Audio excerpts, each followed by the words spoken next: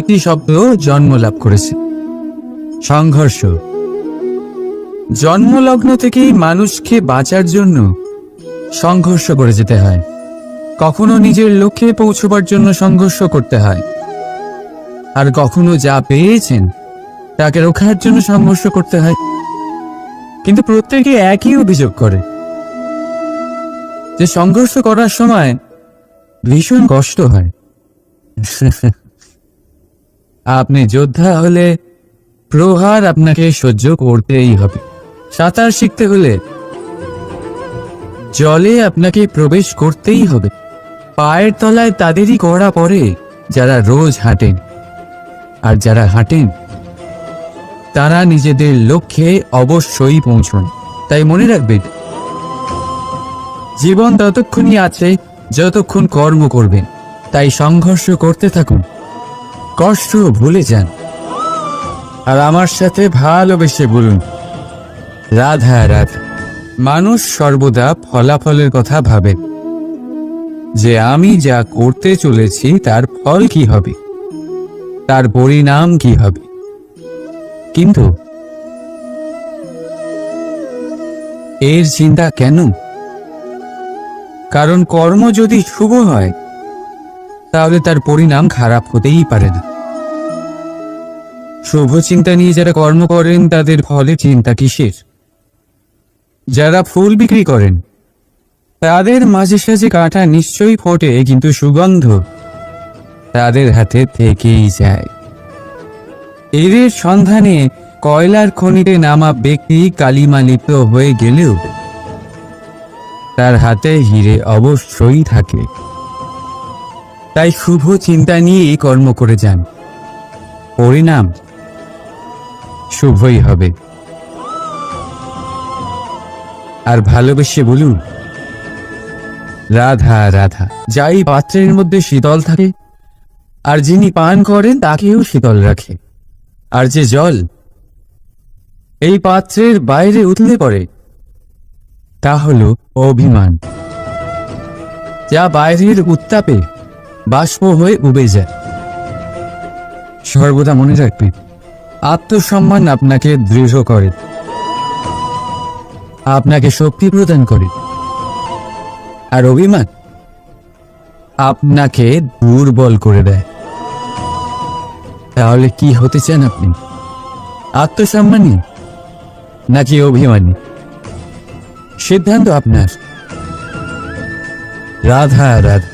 সমস্যা। প্রত্যেকের জীবনেই সমস্যা আসা যাওয়া করে, আর প্রত্যেক মানুষ সমস্যা আসার পর তার সমাধান খুঁজতে উঠে পড়ে লাগেন।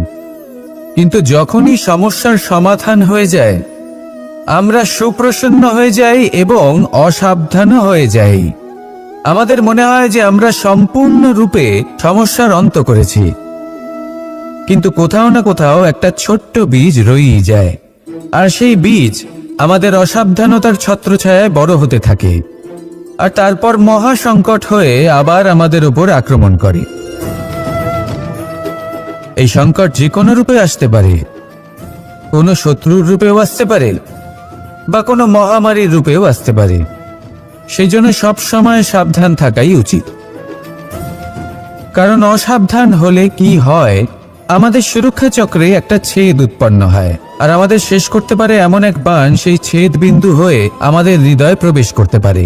তাই যে কোনো সমস্যার সমাধান করুন, জয়ী হন, উৎসব পালন করুন, কিন্তু সাবধানে থাকবেন। আসুন আর আমার সাথে ভালোবেসে বলুন, রাধা রাধা। কর্ম, ধর্ম আর কর্তব্য, এই তিনটি একে অপরের সাথে জড়িত। আর অনেক সময় এই তিনটি পালন করতে করতে আমাদের সেই ব্যক্তির সামনে গিয়ে দাঁড়াতে হয়, তার বিরুদ্ধেই যেতে হয়, যাকে আমরা সব থেকে বেশি ভালোবাসি। কিন্তু সেইখানেই যুদ্ধ, কোনো ব্যক্তিগত যুদ্ধ থাকে না। এ হলো কর্ম, ধর্ম আর কর্তব্যের যুদ্ধ। এটা সরল নয়, অত্যন্ত কঠিন হয় তার সম্মুখীন হওয়া যাকে আমরা সব থেকে বেশি সম্মান করি।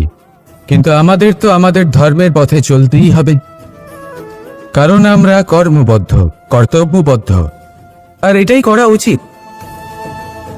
শুধু এটুকু মনে রাখবেন, যদি আপনার উদ্দেশ্য শুভ হয়, আপনার ভাবনা শুভ হয়, আপনি যদি কর্ম, ধর্ম আর কর্তব্যের পথে অগ্রসর হন, তাহলে এই প্রক্রিয়াতে যদি আপনাকে আপনার আরাধ্যেরও সামনে দাঁড়াতে হয়, তাহলেও আপনার কোনো ক্ষতি হবে না। তাহলে আসুন আর আমার সাথে ভালোবেসে বলুন, রাধা রাধা।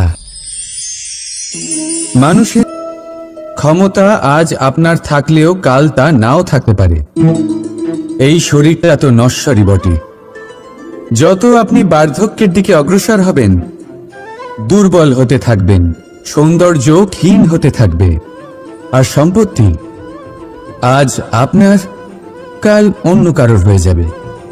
আর এই সমস্ত নশ্বর জিনিসে মন কেন্দ্রীভূত করতে করতে ব্যক্তি ভুলে যান সেই বিষয়গুলি যা সর্বদা আপনার সাথে থাকবে, আপনার ঢাল হবে, আপনার সম্বল হয়ে থাকবে। আর তা হল আপনার স্বভাব, বুদ্ধি, সৎসঙ্গ আর খাঁটি সম্পর্ক। নিজের স্বভাব শীতল রাখুন, কর্মে বুদ্ধির পরিচয় দিন, সর্বদা ভালো মানুষের সাথে সময় কাটান, আর খাঁটি সম্পর্ক সর্বদা পালন করুন। জীবনে সর্বদা সুখী হবেন। রাধা রাধা। আমরা কর্ম করি, আর সেই কর্ম অনুসারে আমাদের তার ফল প্রাপ্ত হয়। এখন এই কর্ম আরো শ্রেষ্ঠ হতে থাকে, আমরা আরো প্রেরিত হতে থাকি। তার জন্য আমরা বড় বড় জ্ঞানীদের থেকে প্রভাবশালী, প্রেরণাদায়ক ব্যক্তির সাথে দেখা করার চেষ্টা করি, দেখা করিও। নিজের কর্মের বিষয়ে বিচার করি, আলোচনা করি, তাই তো? কারণ আমাদের কাজ দেখে তাতে বিশেষ মতামত সামনে থাকা ব্যক্তি দিতে পারে। কিন্তু এই পুরো চক্রতে সংসারের সব থেকে গুরুত্বপূর্ণ ব্যক্তির সাথে কথা বলতে আমরা ভুলেই যাই। আপনি কি জানেন সংসারের সব থেকে গুরুত্বপূর্ণ ব্যক্তি কে? স্বয়ং আপনি। হ্যাঁ, আপনি সে। আপনি জীবিত আছেন, তাই এই সংসার জীবিত আছে। আপনি হলেন আপনার সমস্ত কর্মের কেন্দ্র। তাই এবার থেকে প্রতিদিন একটু সময় নিজের জন্য বের করে নিজের সাথে কথা বলুন। নিজেকে বুঝুন, নিজের কর্মকে বুঝুন। কিছু প্রশ্ন আসবে, কিছুর উত্তর পাবেন, আরো কিছু প্রশ্ন আসবে যার উত্তর আপনি অবশ্যই পাবেন। কিন্তু এটা করবেন অবশ্যই, না তো আপনি এই সংসারের সব থেকে গুরুত্বপূর্ণ ব্যক্তির সাথে দেখা করার সুযোগই হারিয়ে ফেলবেন। এবার বলুন, আপনি কি এরকম চাইবেন? রাধা রাধা। প্রেম, ঘৃণা, এই দুই হলো একই শব্দ। কিভাবে? দেখুন না, দুটোতেই আড়াই অক্ষর রয়েছে। দুটোই হলো সেই অনুভূতি যা আমাদের মনের সাথে জড়িত, আর এই দুই অনুভূতির সাথে জড়িত মানুষ আমাদের জন্য গুরুত্বপূর্ণ। পার্থক্য শুধু এটাই যে প্রেম পায় সম্মান, আর ঘৃণাকে করা হয় অবজ্ঞা। এরকম কেন? কারণ প্রেম হলো সেই অনুভূতি যেখানে মানুষ সব কিছু দিয়ে দিতে চায়, সব কিছু লুটিয়ে দিতে চায়। সেখানে ঘৃণা হলো এমন অনুভূতি যেখানে মানুষ সব কিছু কেড়ে নিতে চায়, সব কিছু জিতে নিতে চায়। তাও প্রেমের অনুভূতি কখনো আপনাকে হারতে দেয় না, আর ঘৃণার অনুভূতি কখনো আপনাকে জিততে দেয় না। এবার কি করবেন আপনি? একটাই জীবন। ঘৃণার সাথে বাঁচবেন নাকি প্রেমের সাথে? আমি তো প্রেমকেই চয়ন করব। রাধা রাধা। পাওয়া এবং হারিয়ে ফেলা, এই দুই হলো জীবনের অভিন্ন অঙ্গ। আমরা যেমন কিছু পেয়ে থাকি, তেমন কিছু হারিয়েও থাকি। কিছু স্বপ্ন সার্থক হয়, আবার কিছু লক্ষ্য অপূর্ণই থেকে যায়। জীবনে এটা হয়েই থাকে, প্রত্যেকের জীবনেই এটা হয়ে থাকে। কিন্তু কারোর সাথে দেখা হলে আমরা কি ধরনের কথা বলি? আমরা সেই কথাই বলি যা আমরা হারিয়েছি। নিজেও দুঃখ পাই, আবার সামনের মানুষটাকেও দুঃখ দিই। তার থেকে অন্যরকম কিছু করার চেষ্টা করুন। ধনাত্মক চিন্তা করার চেষ্টা করুন। মন সেদিকেই দিন। স্মরণ শুধুমাত্র তাকেই করুন, গুরুত্ব তাকেই দিন যিনি আপনার কাছে রয়েছেন। যিনি আপনার কাছে নেই তার আশায় কষ্ট কেন পাচ্ছেন আপনি? সেগুলিকেই প্রাধান্য দিন যা আজ এখন বর্তমানে আপনার কাছে রয়েছে। যেমন আমি কংস মামাকে স্মরণ করি না যিনি আমার ছেলেবেলা নষ্ট করে দিয়েছেন। আমি স্মরণ করি আমার যশোদা মাকে, আমার বলরাম দাদাকে, আমার রাধাকে, যারা আমার জীবনকে ভরিয়ে তুলেছেন। আপনিও ঠিক এটাই করুন আর আমার সাথে ভালোবেসে বলুন, রাধা রাধা। কথায় বলা হয় জীবনে ভালোবাসাই হলো সুখের মূল। এটা সত্য। এবার প্রশ্ন হলো এটাই যে এই ভালোবাসা কার সাথে করা উচিত? যদি আপনি কিছুক্ষণের জন্য সুখ পেতে চান তাহলে ভালোবাসুন নিজের রুচি মতো। যদি আপনি কিছুদিনের জন্য সুখ পেতে চান ভালোবাসুন নিজের বন্ধুদের। যদি আপনি কয়েক মাসের জন্য, কয়েক বছর বা অনেক বছরের জন্য সুখী হতে চান তাহলে ভালোবাসুন নিজের পরিবারকে, মাতা পিতা, নিজের সন্তান, স্বামী স্ত্রী, নিজের আত্মীয়দের। কিন্তু যদি আপনি চিরকালের জন্য সুখী হতে চান তাহলে ভালোবাসতে হবে শুধু নিজের কর্মগুলিকে। কারণ সম্পর্ক যেমনই হোক না কেন কখনো না কখনো ভেঙে যাবেই। এই সংসার হলো এমনই যে যাদের সঙ্গ আমরা পাই তাদের সঙ্গ একদিন ত্যাগ করতে হয়। শুধু কর্মই হলো এমন এক সঙ্গ যা কখনো আপনাকে ত্যাগ করবে না। আপনার মৃত্যুর পরেও এই কর্ম আপনাকে বাঁচিয়ে রাখবে। তাই সবসময় মনে রাখবেন, এই কর্ম ধর্ম মনে করে পালন করা উচিত। জীবনের শেষ মুহূর্ত পর্যন্ত কর্মকে ভালোবাসুন। জীবনের শেষ মুহূর্ত পর্যন্ত সুখে থাকবেন। আর আমি তো সবসময় বলি, শুধু কর্ম করতে থাকো, ফলের চিন্তা করো না। তাহলে আসুন আর আমার সাথে ভালোবেসে বলুন, রাধা রাধা। সদিচ্ছা। দেখতে গেলে 3 অক্ষরে তৈরি এই শব্দ, কিন্তু সমস্ত ত্রিলোক তার উপরেই আধারিত। আপনি এই সংসারে এসেছেন তখন অবশ্যই শ্বাস নেবেন, কিন্তু তার বদলে আপনাকে কিছু তো দিতেই হবে। আপনার উপর নির্ভর করছে আপনি কি দেবেন। কি দেবেন এই সংসারকে, এই সমাজকে, নিজের পরিবারকে, আর তার বদলে কি নেবেন? যশ নাকি অপযশ? দেখুন, এক ছিল রাবণ, যে কিনা সমুদ্র পার করল সীতাকে অপহরণ করার জন্য। আর এক ছিলেন রামচন্দ্র, যিনি সমুদ্র পার করেছিলেন, সেতু বানিয়ে গিয়েছিলেন সীতাকে ফিরিয়ে নিয়ে আসার জন্য। দুজনেই সমুদ্র পার করেছিলেন, শুধু পার্থক্য ছিল সদিচ্ছাকে বোঝার লক্ষ্যের।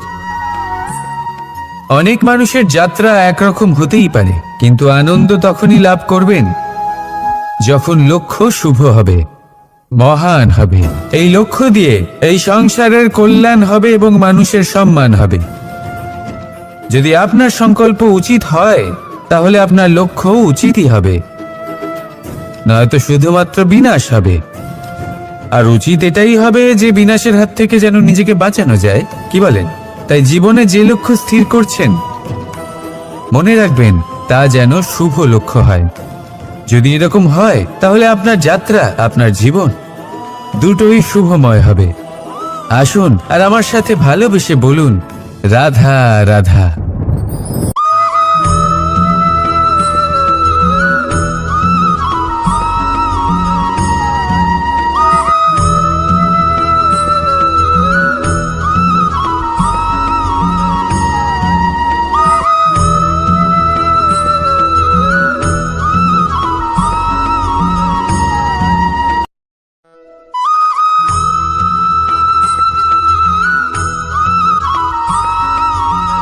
এই সংসারে সব থেকে বেশি কোমল বস্তু হলো রেশম।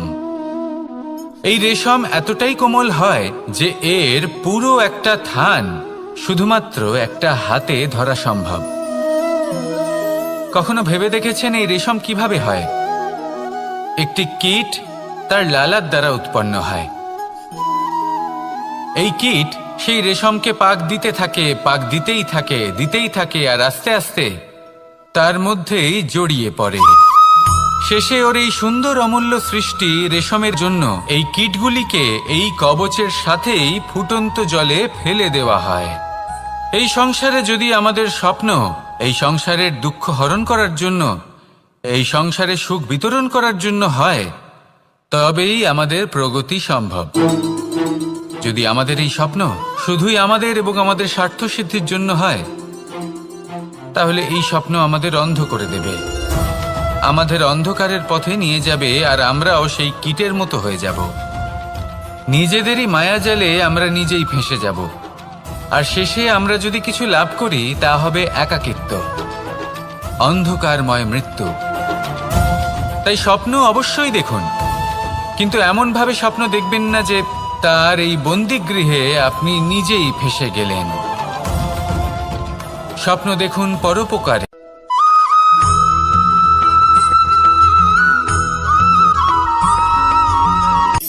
শক্তি শক্তি অর্জন করা এতটা কঠিন নয় যতটা শক্তি লাভ করার পরে সেই শক্তি সামলানো কঠিন হয়। কারণ যেই মানুষ শক্তি লাভ করে তার মনে গর্ববোধ জন্মায়, জন্মায় অহংকার, জন্মায় জেদ।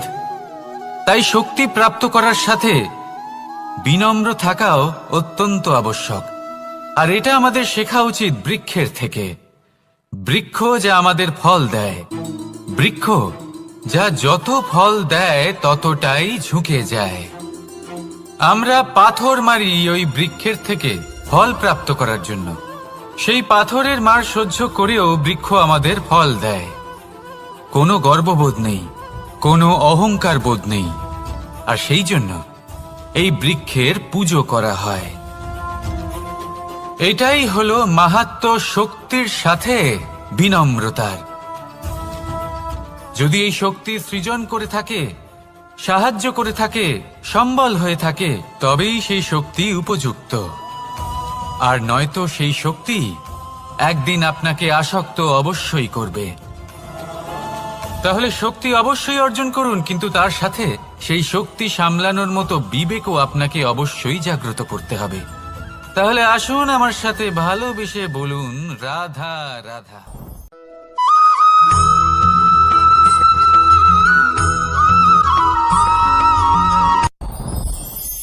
সাথী সাথী এই শব্দটির ব্যাখ্যা কে কিভাবে করে? মিত্র, সখা, বন্ধু।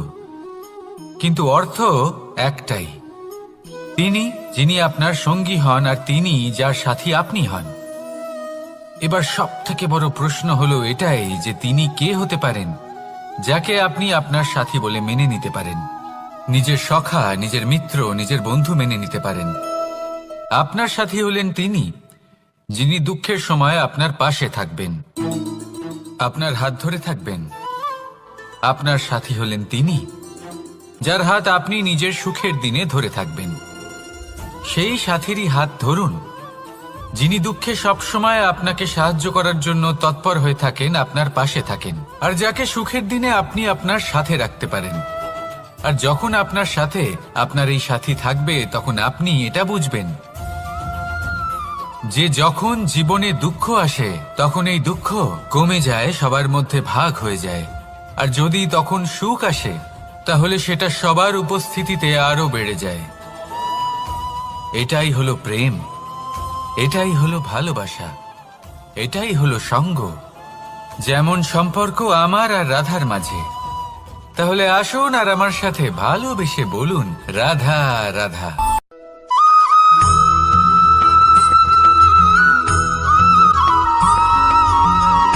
জীবন কিসের উপর নির্ভরশীল?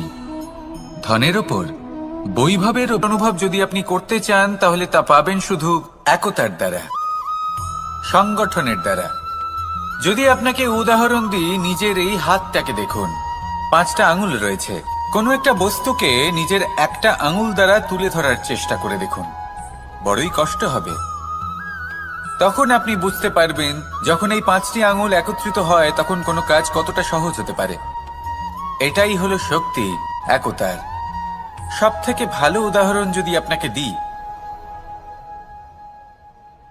তাহলে বাঁশি, এই বাঁশি থেকে অত্যন্ত মধুর সুর নির্গত হয় যা সবার মন প্রসন্ন করে দেয়।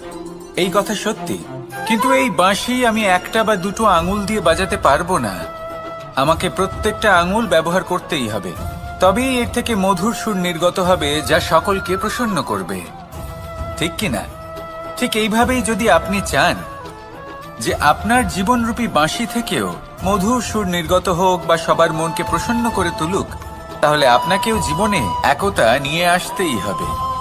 আপনি একাও কর্ম করতে পারেন, পথ চলতেও পারেন, সামনেও এগোতে পারেন, সাফল্যও লাভ করতে পারেন। কিন্তু যখন সকলে একসাথে এগোবেন, সেই পথে চলবেন, সেই কর্মই করবেন, তখন লক্ষ্যে অবশ্যই পৌঁছবেন, সাফল্য অবশ্যই লাভ করবেন। কিন্তু সেই সাফল্য এবং তার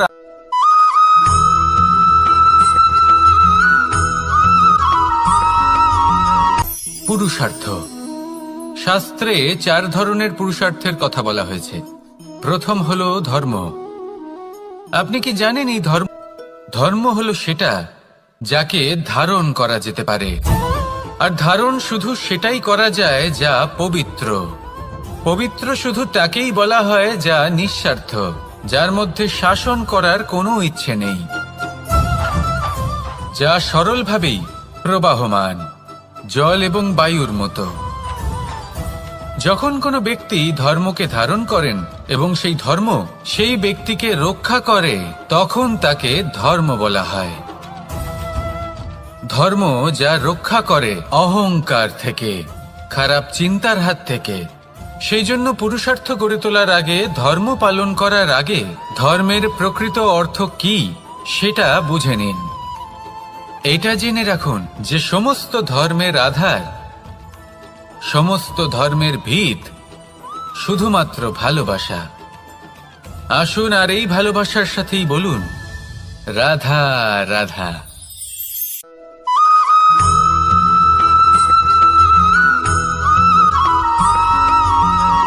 কেউ বলে জীবন খুব ক্ষণস্থায়ী, কেউ বলে জীবন হলো একটা সুন্দর স্বপ্নের মতো, আবার কেউ বলবে জীবন হলো এক কঠোর সত্য।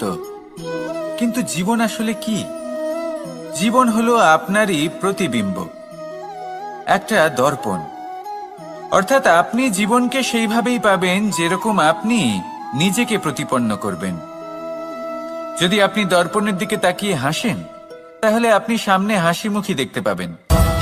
এবার যদি আপনি গম্ভীর হয়ে থাকেন, তাহলে আপনি একজন রুষ্ট ব্যক্তি দেখতে পাবেন। শেষে সবথেকে বেশি গুরুত্বপূর্ণ হলো আপনার চেষ্টা। আপনাকে সবসময় চেষ্টা করতে হবে যাতে আপনি নিজেকে প্রসন্ন এবং ইতিবাচক মনোভাবে রাখেন। এটা হলো আপনারই উত্তরদায়িত্ব, তাকে পালন করুন। এই মনকে প্রসন্ন রাখুন, এই সংসারকে সুন্দর বলে মনে হবে। আর এই মন প্রসন্ন হয়ে বলবে রাধা রাধা।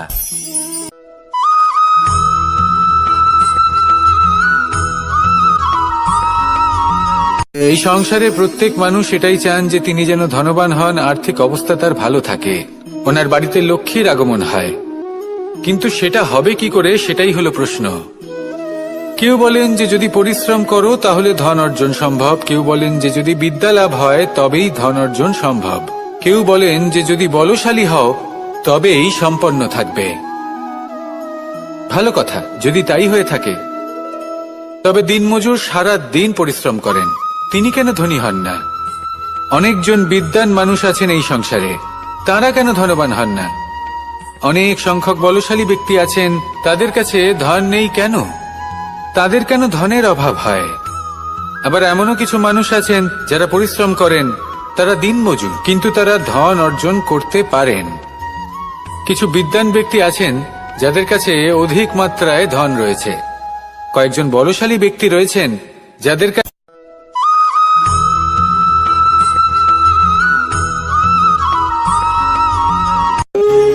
যখন মানুষের মৃত্যু হয় তখন কি হয়? অনেক সংখ্যক মানুষ শোক পালন করতে চলে আসেন।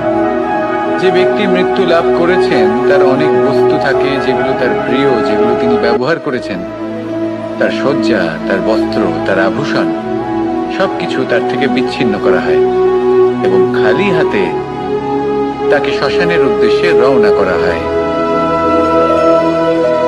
আমি আপনাকে এই প্রশ্ন করতে চাই, আপনি এই সংসারে কি অর্জন করেছেন? ধন সম্পত্তি, বস্ত্র, আভূষণ, এই সবকিছু যে আপনি অর্জন করেছেন, আপনার মৃত্যুর পরে তা আপনার থেকে দূর হয়ে যাবে। এর উত্তর হলো একটাই, আপনার কর্ম। শুধু সেটাই আছে যা একান্ত আপনার, আর শুধু সেটাই এই সংসার থেকে চলে যাওয়ার পরেও সংসারেই জীবিত থাকবে। যদি আপনি দুষ্কর্ম করেন, তাহলে এই সংসার আপনাকে একটি অনুচিত উদাহরণ হিসেবে মনে রাখবে যে এই ব্যক্তি খুব পাপী ছিল, অনুচিত কর্ম করতেন। যে পথে তিনি চলেছেন সেই পথে কারোর চলা উচিত নয়। সেখানেই যদি আপনি সৎকর্ম করেন, তাহলে সংসার চিরকাল এটাই বলবে যে খুব ভালো মানুষ ছিলেন, সবাইকে ভালোবাসতেন, সবাইকে সাহায্য করতেন, আমার খুব প্রিয় মানুষ ছিলেন। এটাই হলো শ্রেষ্ঠ কর্ম। সেই জন্য জীবনে শুধুমাত্র ধন সম্পত্তি আভূষণ এই সব অর্জন করতে গিয়ে নিজের মনোনিবেশ করবেন না। শ্রেষ্ঠ কর্ম করুন। সংসার থেকে চলে যাওয়ার পরেও এই কর্মই এই সংসারে আপনাকে জীবিত রাখবে। আসুন আমার সাথে ভালোবেসে বলুন, রাধা রাধা।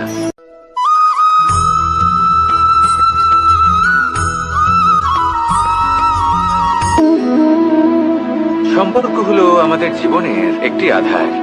কিছু সম্পর্ক এমন যা আমরা জন্মসূত্রে লাভ করি, যেমন পরিবার, মা বাবা। কিছু সম্পর্ক আছে যা আমরা জীবনে অর্জন করে থাকি, তা সে প্রেমের হোক, স্নেহের হোক বা বন্ধুত্বের। এই সকল সম্পর্ক লাভ করার বা গড়ে তোলার 5টি ধাপ রয়েছে। প্রথম ধাপ, কোনো ব্যক্তির সাথে আলাপ হওয়া, তার সাথে কথা বলা বা তাকে দেখা। দ্বিতীয় ধাপ, সে ব্যক্তিকে আমাদের ভালো লাগা। তৃতীয় ধাপ, আমাদের এটা চাইতে শুরু করা যে জীবনে এই ব্যক্তি যেন আমাদের বন্ধু হন, আমাদের জীবনে থাকেন, বা আমাদের কাউকে ভালোবেসে ফেলা। আর এটা আমাদের ভাবা বা চাওয়া যে সেই ব্যক্তি যেন আজীবন আমার সাথে থাকেন, আমার জীবনে আমার সাথী হয়ে। চতুর্থ ধাপ, লাভ করা। এবার এই ধাপটি অনেক মানুষের পক্ষেই খুবই সরল হয়, বড়ই সরল ভাবে নিজেদের সঙ্গীকে লাভ করে থাকেন। কিছু মানুষের জন্য এই ধাপ অত্যন্ত কঠিন হয়ে থাকে। অনেক প্রতিকূল পরিস্থিতির উপর জয়লাভ করে তারা সঙ্গীকে লাভ করেন, কিন্তু লাভ অবশ্যই করেন। এরপরে আসে পঞ্চম, অন্তিম এবং সব থেকে গুরুত্বপূর্ণ ধাপ। সেটা হলো সেই সম্পর্ক পালন করা। এটা হলো এমন এক বিষয় যা প্রত্যেক মানুষের শেখা উচিত। যদি ব্যক্তি নিজের জীবনে সম্পর্ক রক্ষা করতে শিখে যান, তবে প্রত্যেক সম্পর্ক তার জীবনকে স্বর্গ করে তুলবে। আসুন আর আমার সাথে ভালোবেসে বলুন, রাধা রাধা।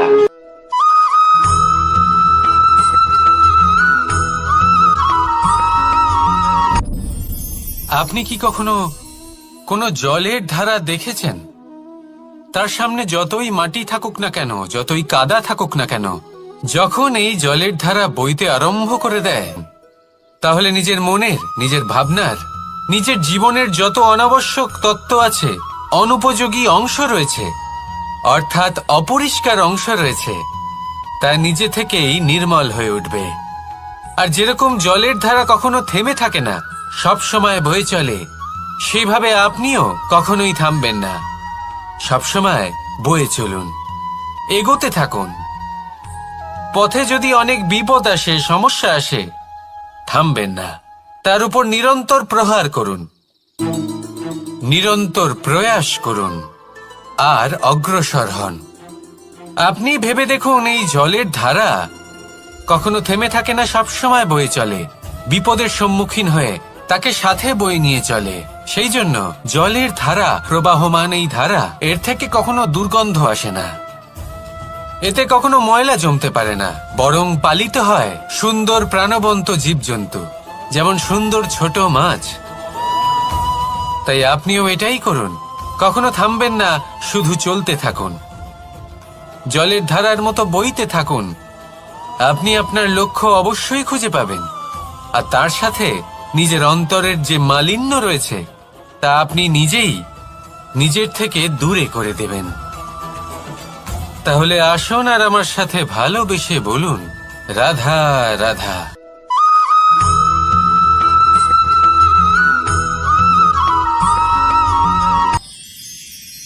মানুষ তার জীবনে দুই ধরনের পরিস্থিতিকে খুব ভয় পায়। এক, কোনো কারণবশত কারোর সামনে নত হওয়া। দুই, কোনো কারণে নিজের চরিত্র থেকে, নিজের মূল্যবোধ থেকে বিচ্যুত হওয়া। এবার কেন হয় এরকম যে কথায় কথায় কারোর সামনে নত হতে হয়? কেন বারংবার নিজের চরিত্র থেকে চ্যুত হতে হয়? এরকম কেন হয়? এটা তখনই হয় যখন আমাদের শিক্ষা এবং মূল্যবোধের অভাব থাকে। যদি মানুষের মধ্যে প্রকৃত শিক্ষা থাকে তাহলে এই সংসারে কোনো সময় এবং কারোর সামনেই নত হওয়ার কোনো প্রয়োজন নেই। যদি মানুষের মধ্যে মূল্যবোধ থাকে তাহলে তাকে নিজের মূল্যবোধ বা চরিত্র থেকে বিচ্যুত হতে হয় না, তা সে যাই হয়ে যাক না কেন। কোনো বালককে যদি জন্ম থেকেই সুশিক্ষার অধিকারী করা হয়, শিক্ষিত করা হয়, মূল্যবোধের অধিকারী করা হয়, তবে সে এই সংসারে এমন কর্ম করবে যাতে সে নিজেকে, নিজের পরিবারকে, সমগ্র সমাজকে গর্বিত করতে পারে। শিক্ষা লাভ করুন, মূল্যবোধ লাভ করুন এবং আমার সাথে ভালোবেসে বলুন, রাধা রাধা।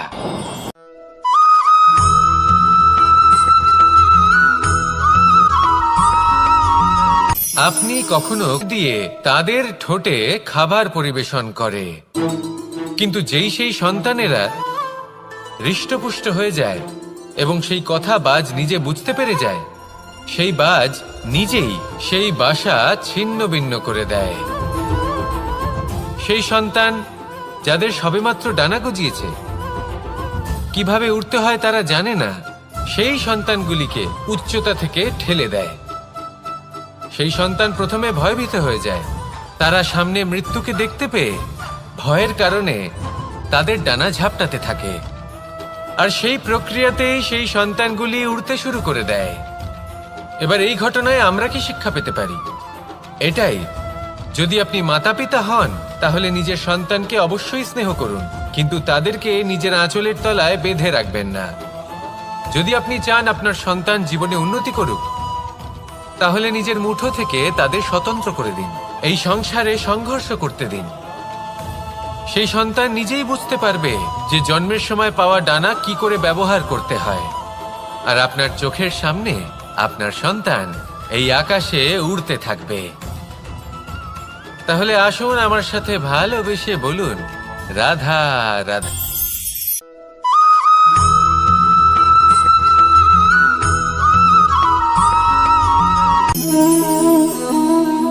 নিয়তি। রাধা আমাকে বলে, কৃষ্ণ, যদি তুমি জানো যে নিয়তিতে কি আছে তাহলে তাকে বদলে দাও না কেন? মহাদেব আমাকে বলেন যে শ্রীকৃষ্ণ, যদি আপনি এটা জানেন যে সাম্বের নিয়তি এটাই, তাহলে আপনি তাকে বদলানোর চেষ্টা কেন করেন? কেন? কারণ আমি একজন পিতা, আর পিতার কর্তব্য এটাই, তিনি যেন সম্ভাব্য সব চেষ্টা করেন নিজের সন্তানের মঙ্গলের জন্য।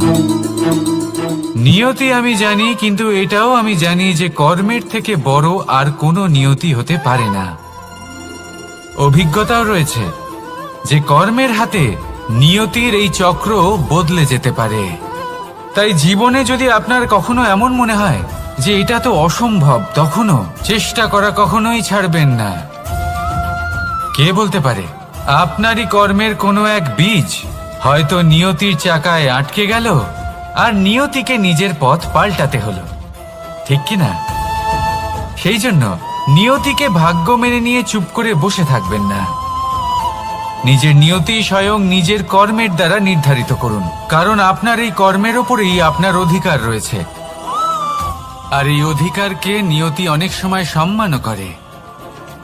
তাহলে আসুন আর আমার সাথে ভালোবেসে বলুন, রাধা রাধা।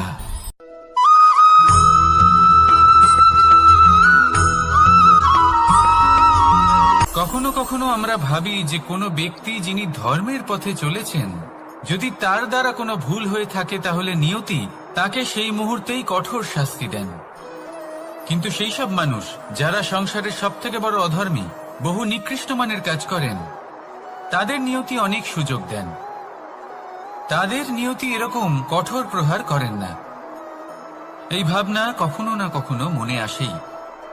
ভেবে দেখুন কেন?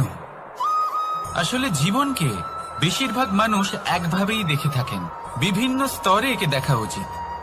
এবার আপনি বলুন, এই সংসারে কোনো অধর্মী কখনো প্রেরণার উৎস হতে পারেন?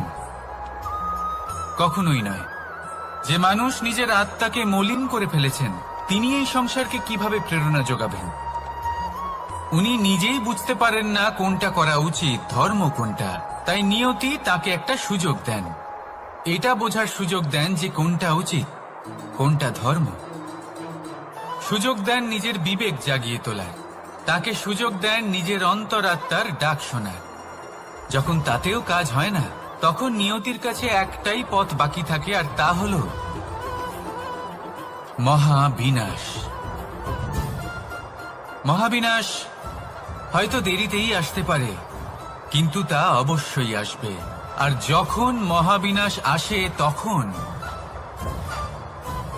মহাবিনাশের যন্ত্রণা সমগ্র মানব জীবনের যন্ত্রণার থেকে অনেক বেশি হয়। এই কথাটা সবসময় মনে রাখবেন। আর অন্যদিকে যে মানুষ ধর্মের পথে চলছেন, তার দ্বারা যদি কোনো ভুল হয়ে থাকে, তখন নিয়তি তার পরীক্ষা নেন। কিছুক্ষণের জন্য মানুষের মনে হতে পারে নিয়তি তাকে কঠোর শাস্তি দিয়েছেন।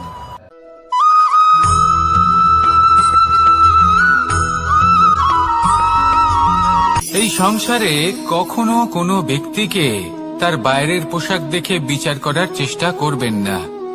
এটা খুব বড় ভুল করবেন। যেমন আমরা জীবনে অনেক সময় এমন করি।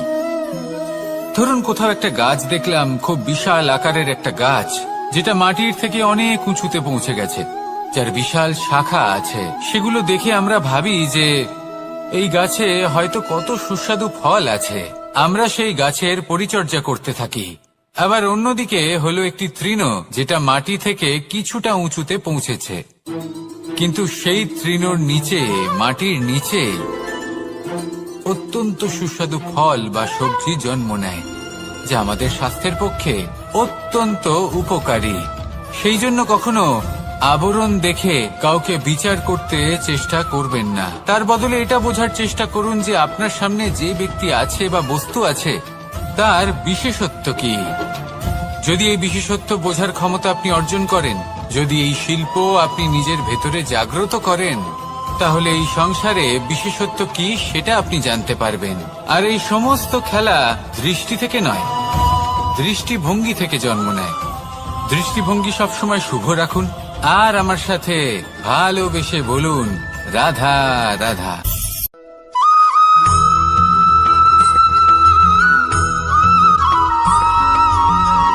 পুরুষার্থ। শাস্ত্রে 4 ধরনের পুরুষার্থের কথা বলা হয়েছে। প্রথম হলো ধর্ম। আপনি কি জানেন এই ধর্ম আসলে কি? আপনার কি মনে হয় ধর্ম আসলে কি? কোনো বিশেষ ঈশ্বরকে মানাই কি ধর্ম বলা হয়? নাকি কোনো বিশেষ রীতি পালন করাই হলো ধর্ম? নাকি কোনো বিশেষ সাহিত্যকে সর্বশ্রেষ্ঠ মনে করাই হলো ধর্ম? না, ধর্ম হলো সেটা যাকে ধারণ করা যেতে পারে। আর ধারণ শুধু সেটাই করা যায় যা পবিত্র। পবিত্র শুধু তাকেই বলা হয় যা নিঃস্বার্থ, যার মধ্যে শাসন করার কোনো ইচ্ছে নেই, যা সরলভাবেই প্রবাহমান, জল এবং বায়ুর মতো। যখন কোনো ব্যক্তি ধর্মকে ধারণ করেন এবং সেই ধর্ম সেই ব্যক্তিকে রক্ষা করে, তখন তাকে ধর্ম বলা হয়। ধর্ম যা রক্ষা করে অহংকার থেকে, খারাপ চিন্তার হাত থেকে। সেই জন্য পুরুষার্থ গড়ে তোলার আগে, ধর্ম পালন করার আগে, ধর্মের প্রকৃত অর্থ কি সেটা বুঝে নিন। এটা জেনে রাখুন যে সমস্ত ধর্মের আধার, সমস্ত ধর্মের ভিত শুধুমাত্র ভালোবাসা। আসুন আর এই ভালোবাসার সাথেই বলুন, রাধা রাধা।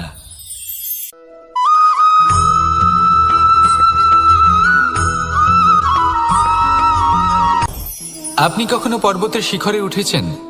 আপনি দেখতে পাবেন পর্বতের পদতলে প্রচুর সুন্দর ফুল রয়েছে, সবুজ বনানী রয়েছে। যত আপনি ওপরে উঠতে থাকবেন তত ফুল কমতে থাকবে, সবুজ বনানী কমতে থাকবে। আরো কিছুটা ওপরে উঠলে কাঁটা জাতীয় গাছ দেখতে পাবেন, শুকনো গাছ দেখতে পাবেন। আরো যদি ওপরে ওঠেন তাহলে পাষাণ দেখতে পাবেন। আরো ওপরে উঠলে হিমখণ্ড দেখতে পাবেন। এই যে পর্বত, তা মনুষ্য জীবনের সবথেকে উত্তম উদাহরণ। মানুষ যখন সাফল্যের শিখরে পৌঁছতে চান, মহানুভবতার শিখরে পৌঁছতে চান, পথে যত আস্তে আস্তে উপরে উঠতে থাকেন ততই ভৌতিক বস্তু তার থেকে বিচ্ছিন্ন হতে থাকে। যদি তিনি সেই ভৌতিক বস্তুগুলি ত্যাগ না করতে পারেন তাহলে কখনোই সেই স্থানে পৌঁছতে পারবেন না। আর মানুষ যদি উচিত ত্যাগ করতে পারেন, পথে অগ্রসর হতে থাকেন, এগোতে থাকেন, তাহলে একদিন না একদিন তিনি মহানুভবতার, জ্ঞানের, সাফল্যের হিমের স্বাদ অবশ্যই লাভ করবেন। মনে রাখবেন, মানব জীবনে ত্যাগ হলো অত্যন্ত গুরুত্বপূর্ণ অংশ। আসুন আমার সাথে ভালোবেসে বলুন, রাধা রাধা।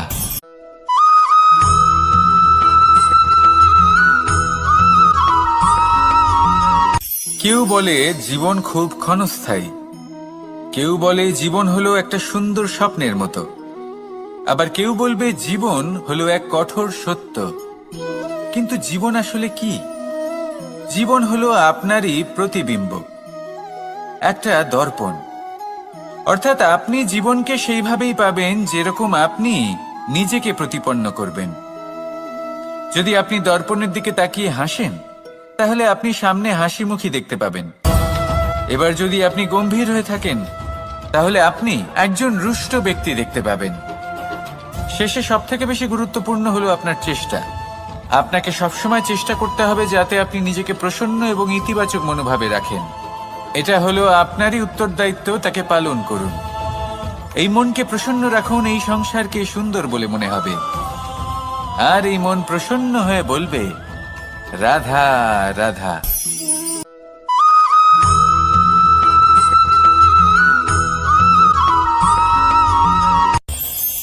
এই সংসারে আমরা প্রকাশ কোথা থেকে পাই?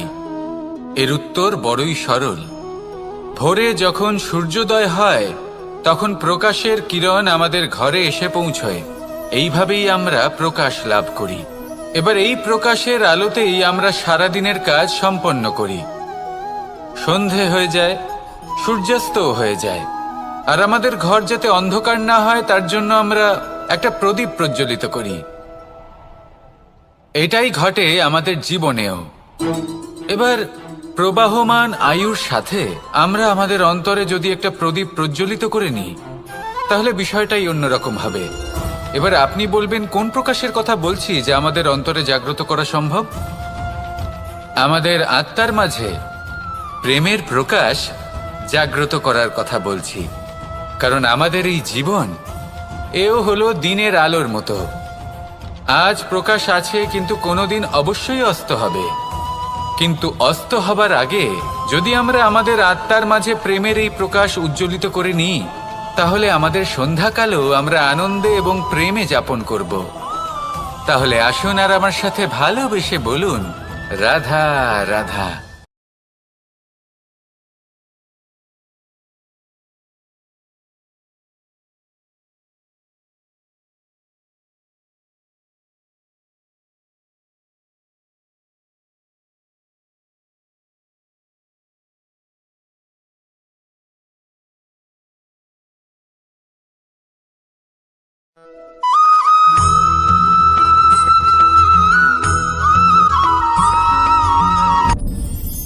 আপনি কি কখনো কোনো জলের ধারা দেখেছেন?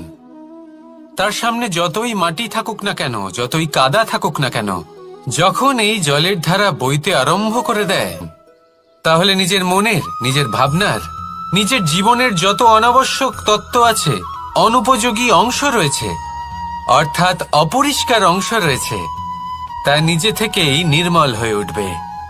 আর যেরকম জলের ধারা কখনো থেমে থাকে না, সব সময় বয়ে চলে, সেইভাবে আপনিও কখনোই থামবেন না।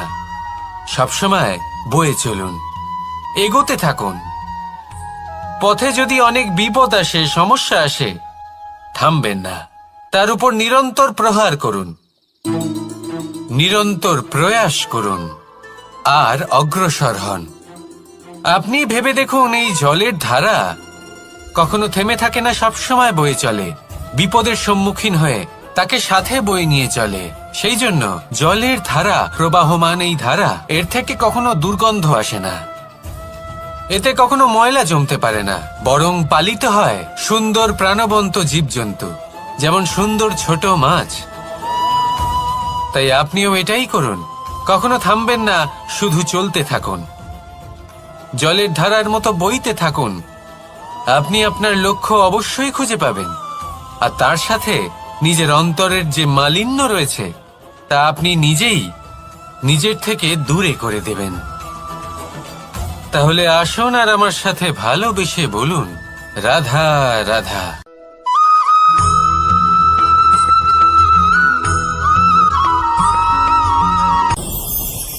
ভয়ের সাথে আমরা সবাই পরিচিত, কষ্টও আমরা সবাই পেয়েছি।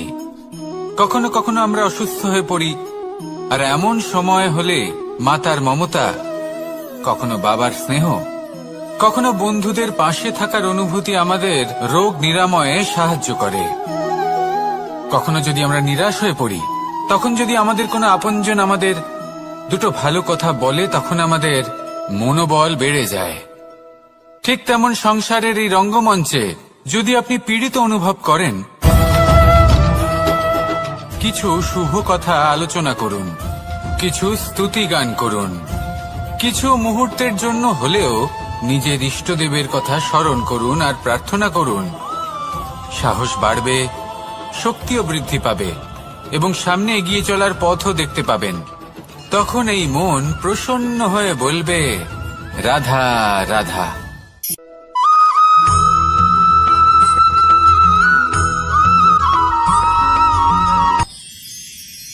মানুষ তার জীবনে দুই ধরনের পরিস্থিতিকে খুব ভয় পায়। এক, কোনো কারণবশত কারোর সামনে যে কথায় কথায় কারোর সামনে নত হতে হয়। কেন বারংবার নিজের চরিত্র থেকে চ্যুত হতে হয়? এরকম কেন হয়? এটা তখনই হয় যখন আমাদের শিক্ষা এবং মূল্যবোধের অভাব থাকে। যদি মানুষের মধ্যে প্রকৃত শিক্ষা থাকে, তাহলে এই সংসারে কোনো সময় এবং কারোর সামনেই নত হওয়ার কোনো প্রয়োজন নেই। যদি মানুষের মধ্যে মূল্যবোধ থাকে, তাহলে তাকে নিজের মূল্যবোধ বা চরিত্র থেকে বিচ্যুত হতে হয় না, তা সে যাই হয়ে যাক না কেন। কোনো বালককে যদি জন্ম থেকেই সুশিক্ষার অধিকারী করা হয়, শিক্ষিত করা হয়, মূল্যবোধের অধিকারী করা হয়, তবে সে এই সংসারে এমন কর্ম করবে যাতে সে নিজেকে, নিজের পরিবারকে, সমগ্র সমাজকে গর্বিত করতে পারে। শিক্ষা লাভ করুন, মূল্যবোধ লাভ করুন এবং আমার সাথে ভালোবেসে বলুন, রাধা রাধা।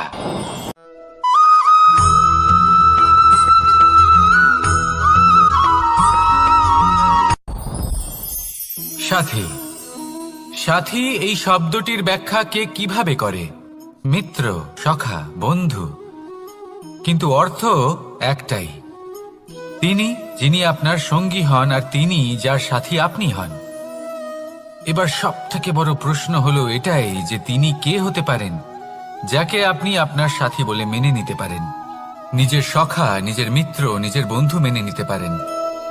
আপনার সাথী হলেন তিনি যিনি দুঃখের সময় আপনার পাশে থাকবেন, আপনার হাত ধরে থাকবেন। আপনার সাথী হলেন তিনি যার হাত আপনি নিজের সুখের দিনে ধরে থাকবেন। সেই সাথীরই হাত ধরুন যিনি দুঃখে সবসময় আপনাকে সাহায্য করার জন্য তৎপর হয়ে থাকেন, আপনার পাশে থাকেন, আর যাকে সুখের দিনে আপনি আপনার সাথে রাখতে পারেন। আর যখন আপনার সাথে আপনার এই সাথী থাকবে, তখন আপনি এটা বুঝবেন যে যখন জীবনে দুঃখ আসে, তখন এই দুঃখ কমে যায়, সবার মধ্যে ভাগ হয়ে যায়। আর যদি তখন সুখ আসে, তাহলে সেটা সবার উপস্থিতিতে আরো বেড়ে যায়। এটাই হলো প্রেম, এটাই হলো ভালোবাসা, এটাই হলো সঙ্গ। যেমন সম্পর্ক আমার আর রাধার মাঝে। তাহলে আসুন আর আমার সাথে ভালোবেসে বলুন, রাধা রাধা।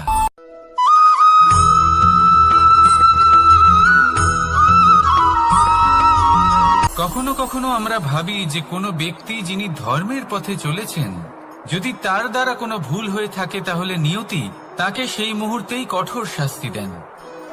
কিন্তু সেই সব মানুষ যারা সংসারের সবথেকে বড় অধর্মী, বহু নিকৃষ্ট মানের কাজ করেন, তাদের নিয়তি অনেক সুযোগ দেন। তাদের নিয়তি এরকম কঠোর প্রহার করেন না। এই ভাবনা কখনো না কখনো মনে আসেই। ভেবে দেখুন কেন? আসলে জীবনকে বেশিরভাগ মানুষ একভাবেই দেখে থাকেন, বিভিন্ন স্তরে একে দেখা উচিত। এবার আপনি বলুন, এই সংসারে কোনো অধর্মী কখনো প্রেরণার উৎস হতে পারেন? কখনোই নয়। যে মানুষ নিজের আত্মাকে মলিন করে ফেলেছেন, তিনি এই সংসারকে কিভাবে প্রেরণা যোগাবেন? উনি নিজেই বুঝতে পারেন না কোনটা করা উচিত, ধর্ম কোনটা। তাই নিয়তি তাকে একটা সুযোগ দেন, এটা বোঝার সুযোগ দেন যে কোনটা উচিত, কোনটা ধর্ম। সুযোগ দেন নিজের বিবেক জাগিয়ে তোলার, তাকে সুযোগ দেন নিজের অন্তরাত্মার ডাক শোনার। যখন তাতেও কাজ হয় না, তখন নিয়তির কাছে একটাই পথ বাকি থাকে, আর তা হল মহাবিনাশ। মহাবিনাশ হয়তো দেরিতেই আসতে পারে, কিন্তু তা অবশ্যই আসবে। আর যখন মহাবিনাশ আসে, তখন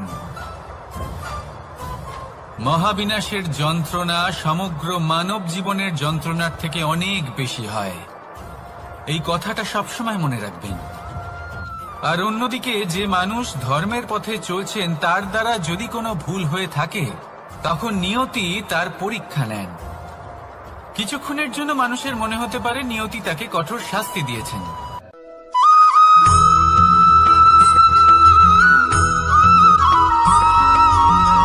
মানুষের মানসিকতা এমন হয় যে সে যতটা করে আশা করে যে তার থেকে অনেক বেশি তার বদলে সে পাবে। দেখুন, সবকিছুই আপনার ভাবনা চিন্তার উপর নির্ভর করছে। আপনি যদি ফলের বিষয়ে ভেবে কর্ম করতে থাকেন, তাহলে সেটা অনুচিত। জীবনের আসল আনন্দ হলো নিজের কর্ম করতে থাকা, ফলের চিন্তা করা উচিত নয়। যদি আপনি এরকম ভাবেন যে আমি এতটা করছি, আমার এতটা পাওয়া উচিত, সেই ভাবনা অনুচিত। যদি আপনি সেবার মানসিকতা নিয়ে কর্ম করতে থাকেন, কর্মচক্রে প্রবাহিত হন, যদি আপনি এমন ভাবনা রাখেন যে আমি এতটা পাচ্ছি, তাই এর থেকে অনেক বেশি আমি কর্ম করব, তাহলে নিশ্চিত রূপে আপনি যতটা করছেন তার থেকে অনেক বেশি আপনি পাবেন। আপনার আশার থেকে অনেক বেশি আপনি পাবেন। শুধু জীবনে অনেক বেশি কাজ করতে থাকুন, ফলের চিন্তা করবেন না। আর মনে রাখবেন, এই ভাবনাই সব থেকে বড় বীজ। কর্মের উপর বিশ্বাস রাখুন। জীবনে যা যা আপনি চান সবই সুখময় হবে। আসুন আর আমার সাথে ভালোবেসে বলুন, রাধা রাধা।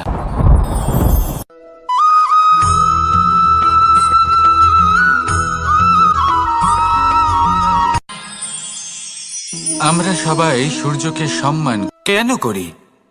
কারণ আমরা জানি যে সন্ধেবেলা যখন সূর্যাস্ত হবে, তখন শুধুমাত্র অন্ধকার বাকি থাকবে। ঠিক কিছুটা এরকমই হয় আমাদের মাতা পিতাও, যিনি আমাদের জন্ম দেন, আমাদের ভরণ পোষণ করেন, আমাদের বড় করেন, আমাদের প্রেম প্রদান করেন। কখনো কখনো তাদের মুখ থেকে কটু কথা নিঃসৃত হয়, আমাদের দুঃখ হয়, কিন্তু তখন আমাদের এটা বোঝা উচিত এগুলি নিঃসৃত হচ্ছে আমাদেরই মঙ্গলের জন্য। যেমন সূর্যদেব, উনিও উত্তাপ দিয়ে থাকেন আমাদেরই মঙ্গলের জন্য, যাতে ফসল পাকতে পারে, যাতে জল বাষ্প হয়ে মেঘ হতে পারে, বৃষ্টি হতে পারে, আর এই সংসারে নিরন্তর জলের প্রবাহ থাকে। আমাদের মাতা পিতা, তাদের কঠোর আচরণ, তাদের কঠোর অনুশাসনের পেছনে লুকিয়ে থাকে ওনাদের ভালোবাসা। আমাদের তা বুঝতে হবে, সসম্মানে ওনাদের গ্রহণ করতে হবে। কারণ ঠিক সূর্যাস্তের পরে যেমন চতুর্দিক অন্ধকারচ্ছন্ন হয়ে যায়, তেমনি আমাদের জীবন থেকে যখন আমাদের মাতা পিতা চলে যায়, তখন আমাদের জীবনেও শুধু এবং শুধুমাত্র অন্ধকারই ছেয়ে থাকে। সেই জন্য নিজের মাতা পিতাকে সম্মান করুন, ওনাদের ভালোবাসা প্রদান করুন। এই মন আর এই জীবন প্রসন্ন হয়ে বলবে, রাধা রাধা।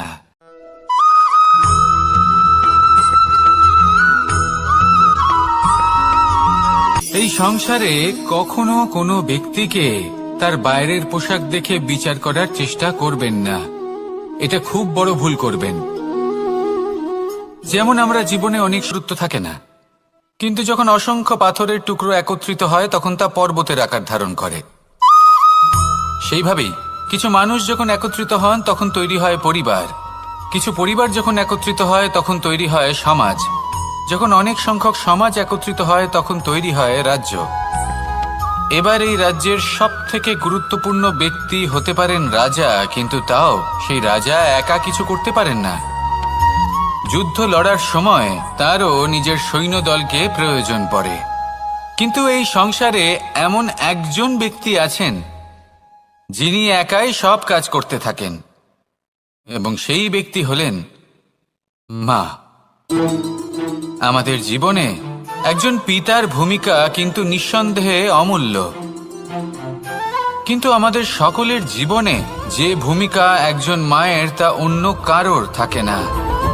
একজন মা একাই সন্তানকে বড় করতে পারেন, সংস্কারী করে তুলতে পারেন, তার জন্য পরিশ্রম করেন।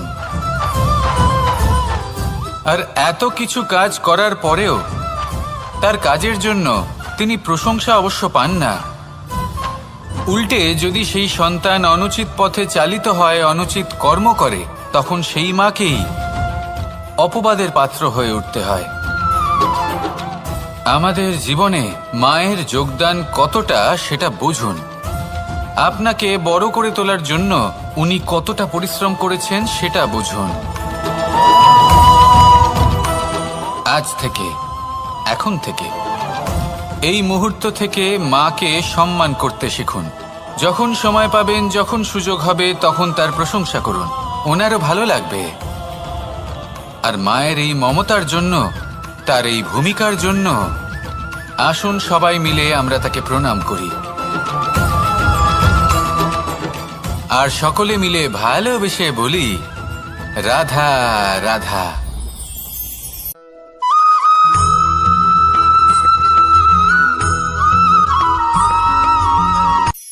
এই সংসারে সাফল্য লাভ করার জন্য জ্ঞানের প্রয়োজন হয়, পরিশ্রমের প্রয়োজন হয়, দৃঢ় নিষ্ঠার প্রয়োজন হয়, নিরন্তর চেষ্টা করা প্রয়োজনীয়। কিন্তু আরো কিছু আছে যা অত্যন্ত প্রয়োজনীয় এবং গুরুত্বপূর্ণ। তা হলো ভালো বন্ধু। তাদের থাকা অত্যন্ত প্রয়োজনীয়। যদি ভালো বন্ধু থাকে তাহলে সময় এলে তারা ঢাল হয়ে আপনাকে সুরক্ষা করবেন। সময় এলে অস্ত্রের মতো শত্রুকে সংহারও করবেন। যদি তিনি জ্ঞানী হন, তাদের মধ্যে সদ্গুণ থাকে, তাহলে এই সব গুণ আপনার মধ্যেও প্রবেশ করবে। তাহলে সাফল্যের জন্য ভালো বন্ধু পাওয়া অত্যন্ত প্রয়োজনীয়। কিন্তু শুধু বন্ধু কেন, ভালো শত্রুও থাকা প্রয়োজনীয়। এবার আপনি ভাববেন, এ আমি কি বললাম? যদি আপনার জীবনেও ভালো অর্থাৎ শক্তিশালী শত্রু থাকে, তাহলে আপনিও শক্তিশালী হতে থাকবেন। এই শত্রু আপনাকে প্রেরিত করবে আরো বেশি শক্তিশালী হয়ে ওঠার। কখনো কোনো হরিণকে দেখুন, তীব্র গতিতে দৌড়তে থাকে। কেন তীব্র গতিতে দৌড়য়? এই কারণে নয় যে কোথাও তার জন্য মধুর ঘাস অপেক্ষা করে রয়েছে, না। সে এই কারণে তীব্র গতিতে দৌড়য় কারণ সেটা না করলে তার পেছনে একটি সিংহ আছে যে ওকে নিজের ভোজন করে ফেলবে। তাই জীবনে বিপদ, সংকট, এই সবকিছুও হলো অত্যন্ত গুরুত্বপূর্ণ। তার সম্মুখীন হতে শিখুন, আর আমার সাথে ভালোবেসে বলুন, রাধা রাধা।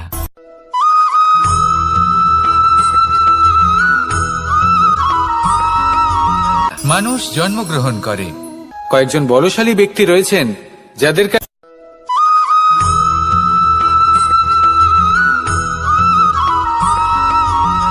পিতা আর পুত্রের সম্পর্ক অত্যন্ত মধুর হয়ে থাকে। পিতা স্বপ্ন দেখেন, তাকে পূর্ণ করার সকল সম্ভাব্য চেষ্টা করেন, কিন্তু তাও অনেক সময় ওনার স্বপ্ন অপূর্ণ থেকে যায়। তখন পিতা ভাবেন যে স্বপ্ন উনি পূর্ণ করতে পারেননি, ওনার সন্তান তা অবশ্যই পূরণ করবে। যে স্থানে উনি কখনো পৌঁছতে পারেননি, সেই স্থানে ওনার পুত্র অবশ্যই পৌঁছবে। পিতা নিজের সন্তানের ভবিষ্যৎ নিয়ে সেই স্বপ্ন দেখেন। আর যখন সেই সন্তান সামনে এগোতে থাকে তখন তার দুঃখ হয় না, বরং গর্ব হয়। ওনার